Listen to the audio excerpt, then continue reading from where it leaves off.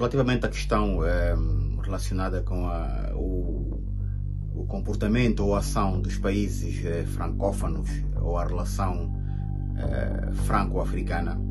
para quem acompanha as questões africanas, nomeadamente daquela parte do continente do Sahel,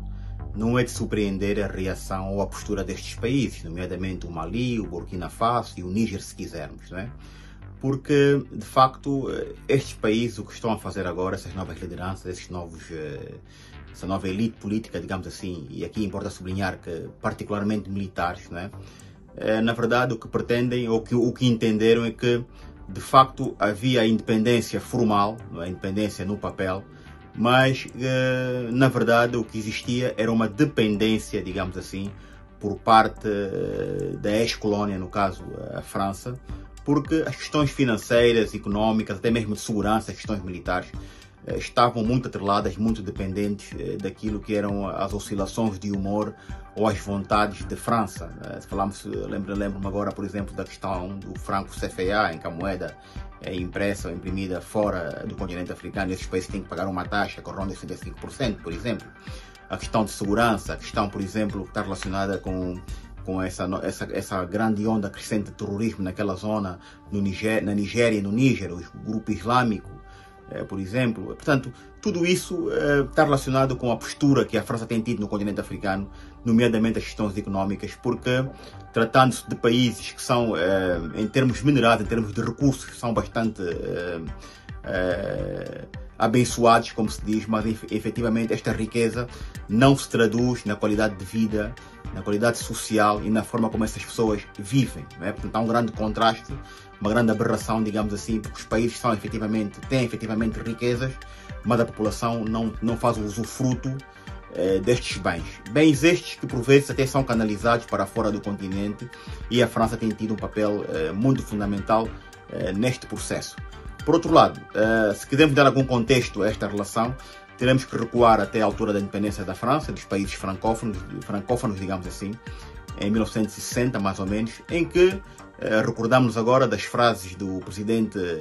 costa-marfinense, o presidente Francis Mbonyi, que dizia que essa relação França-África era bastante profícua, era bastante benéfica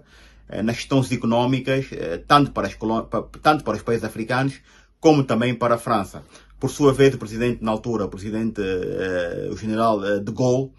tinha o que hoje chamamos de lobista, não é? Tinha o seu homem, digamos assim, o seu cavalo de Troia, que era o senhor Jacques Foccart, que tinha como objetivo primordial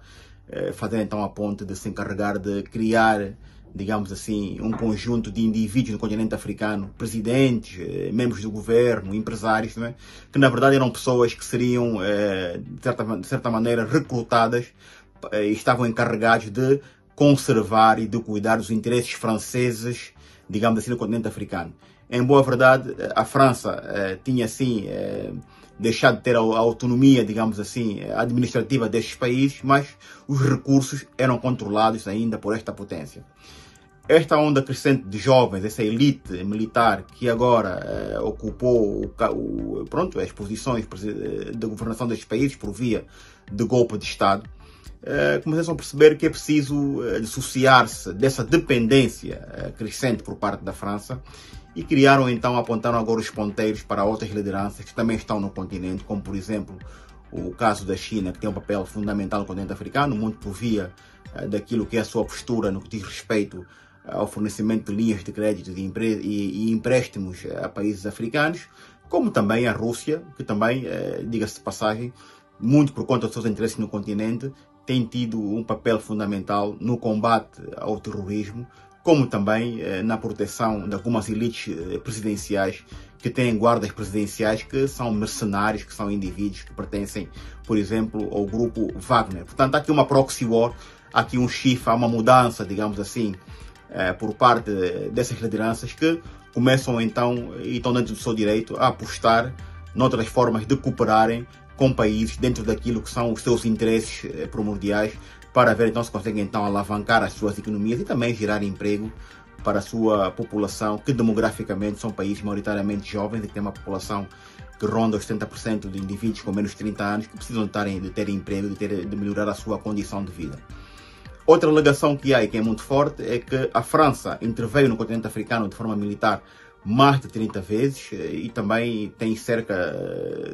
tem um contingente que deve rondar os 6 mil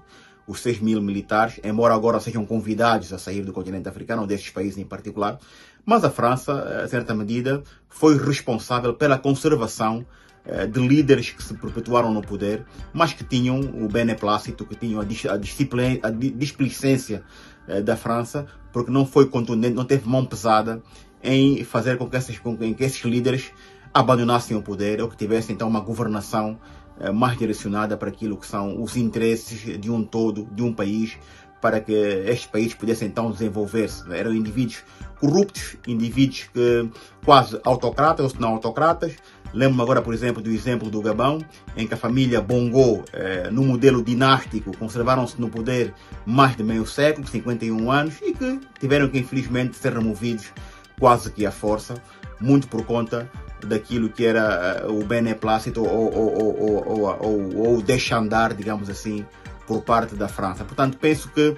é de facto uma mudança muito importante que estes países começam agora a ter e a despertar, muito também por conta dessa aliança que estão a fazer entre Burkina Faso, Mali e o Níger, porque perceberam que de facto a África precisa de criar novas avenidas para o progresso, para a evolução, para que não tenhamos de continuar a ser países potencialmente ricos com recursos minerais, mas com populações paupérrimas.